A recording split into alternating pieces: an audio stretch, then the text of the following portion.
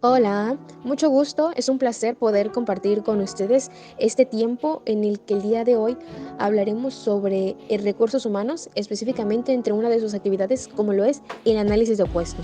Mucho gusto, soy Isabel Cristina Aguilar López, estudiante universitaria en la licenciatura de Contaduría Pública y pondremos sobre la mesa diferentes ideas, cómo es que este análisis se lleva a cabo en las distintas empresas y organizaciones y cuáles son los factores que influencian a esta. Para iniciar con este tema del análisis de puesto es necesario que pongamos algo de contexto para no perdernos en el proceso de entender un poco más, desarrollar un poco más el tema. Hablamos de qué es el puesto como principal concepto. Hablamos de que el puesto son un conjunto de tareas y obligaciones que el empleado realiza y a cambio recibe una remuneración. El análisis de puesto. ¿Qué es el análisis de puesto? Determinamos que este es un proceso que no es realizado por solo unas empresas, sino en su mayoría es algo sistemático, algo repetitivo que se realiza en las empresas y que podemos decir que el hecho de que aún siga es que ha dado buenos resultados. Hablamos de que a través de este análisis de puesto se determinan las habilidades, algo muy importante, las obligaciones y los conocimientos que se requieren para desempeñar los cargos. Se requieren de parte del colaborador, o sea, de parte del empleado. A través del análisis, en específico se busca que el empleado supla esas habilidades, esas obligaciones, que pueda realizarlos y tenga esos conocimientos necesarios para realizar y para poder desempeñar el cargo. El empleado como tal no cubre el cargo y no se escoge una persona cualquiera, sino que al momento de existir una vacante como tal, esta debe de llenar y a su vez desarrollar el puesto en su mayor complejidad y en su mayor potencia. Aquí es donde puede existir esa pregunta o esa duda de cuándo es un buen momento para realizar el análisis de puesto. El análisis de puesto como tal, si hablamos de manera en las organizaciones en sus mismos formatos de presentación especifican las fechas en las que estas inician, o sea, en las que esta se dio inicio a su valoración y cuándo es que estas expiran. Pero cuando hablamos de cuándo es un buen momento, hablamos de tres factores que influencian en esta. Como primero tenemos que se realiza cuando la organización apenas inicia o la empresa está dando inicio a sus movimientos, a su actividad. Hablamos de que a través del análisis de puesto como tal, la organización se dedica a una actividad, automáticamente las tareas y funciones que se realicen para el desarrollo de dicha actividad a la que se dedica la empresa sean correctas, evitar labores externas innecesarias. Como segundo punto a esto tenemos que cuando se crean nuevos puestos, entre los factores de podemos decir que cuando se divide un puesto, como que existe de igual manera esa división de actividades y existen nuevas obligaciones y nuevas responsabilidades. Ya no existirá, independientemente de que se haya dividido de un mismo puesto, si se dividió es para poder separar las actividades y funciones y con esto también se separan las obligaciones que tienen los empleados. Y teniendo como tercer punto tenemos que cuando el puesto cambia de manera significativa, podemos poner en contexto esto, las tecnologías, la adaptación ya de manera manual a una manera más computacional, ya el puesto ya requiere como tal en su complejidad un análisis, un nuevo cambio en el que se adapten ahora de las habilidades y conocimientos anteriores a lo actual, buscar que ya no sea esa misma cantidad de empleados porque como tal el análisis de puesto arroja resultados. Entonces, automáticamente este análisis de puesto a través de las modas, a través de las nuevas tecnologías, implica un cambio no solo en la forma de registro, en la forma de sistema, sino también en las actividades que realizan los empleados, cómo es que pueden llegar estas a ser muy complejas hasta muy insignificativas, no insignificativas, pero un poco más simples en las que no se requiera tanto personal.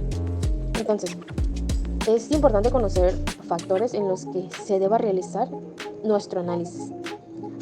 Ahora, un nuevo punto o otro punto que se debe tomar son cómo es que esta beneficia. Es importante conocer el beneficio.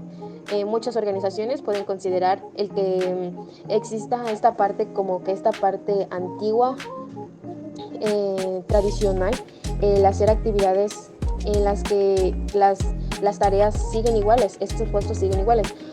Ahora, cuando hablamos del beneficio, es importante conocer que para aquellas personas gerentes o aquellas personas que realizan lo que es la gerencia, la supervisión para con supuestos inferiores, hablamos de que es para una persona encargada el tener como tal este análisis de puesto.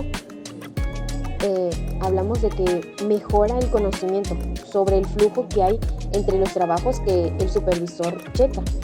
También permite analizar una mejor selección del personal. Saber este análisis de puesto permite que para actividades en las que el gerente necesita una cierta, o sea, el gerente busca como tal, podemos poner por ejemplo, el gerente busca como tal algo en específico o busca suplir una actividad en específico. A través de ese análisis se da de manera exacta quién realiza tal actividad sin necesidad de tener que recurrir a diferentes áreas, al final obteniendo resultados negativos, sino que a través del análisis de puesto se facilita, se sabe quién es el indicado, quién tiene los conocimientos y las habilidades para desarrollar ciertas actividades. Y también facilita la evaluación objetiva.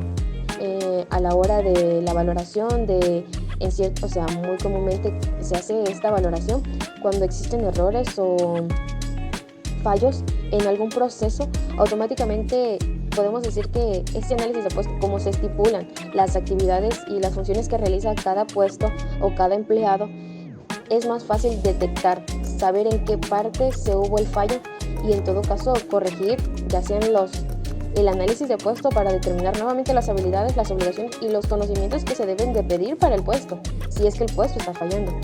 Ahora, cuando hablamos de los colaboradores, es importante poner en contexto no solo la parte de la organización, la parte de las empresas, sino también la parte del trabajador, del colaborador, quien presta sus servicios.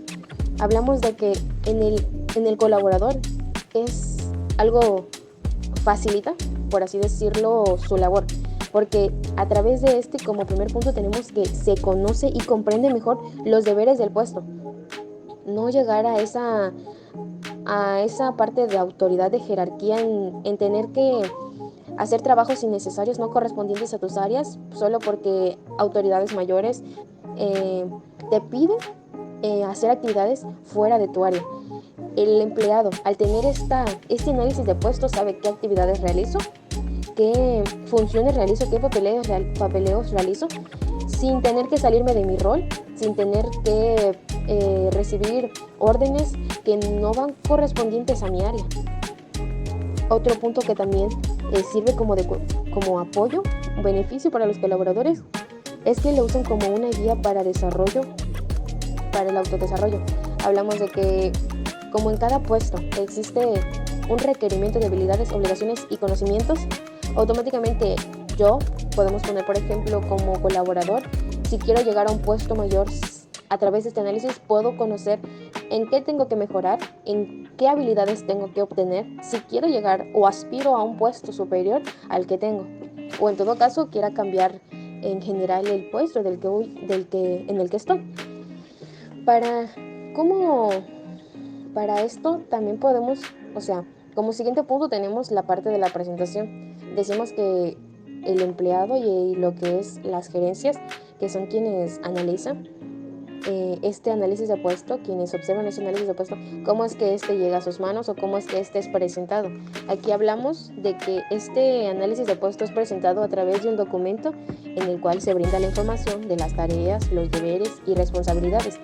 Como tal, es una descripción escrita de lo que debe hacer una persona, cómo lo debería hacer y por qué lo debería hacer. Como hablábamos anteriormente, es importante recalcar que esto se busca para evitar tareas innecesarias, el tener las complicaciones de que nos manden a hacer actividades que no van correspondientes a nuestra área. Es importante para que nuestro puesto se desarrolle de manera correcta. Entonces, cuando existe el análisis del puesto, existe como que un documento de descripción del puesto en el cual se especifican las tareas, los deberes que yo como colaborador hago y también los deberes y obligaciones, las tareas que yo realizo también como supervisor. O sea, cada una de estas y es como se comentaba anteriormente, para evitar tareas innecesarias, especifican el por qué es necesaria esa actividad.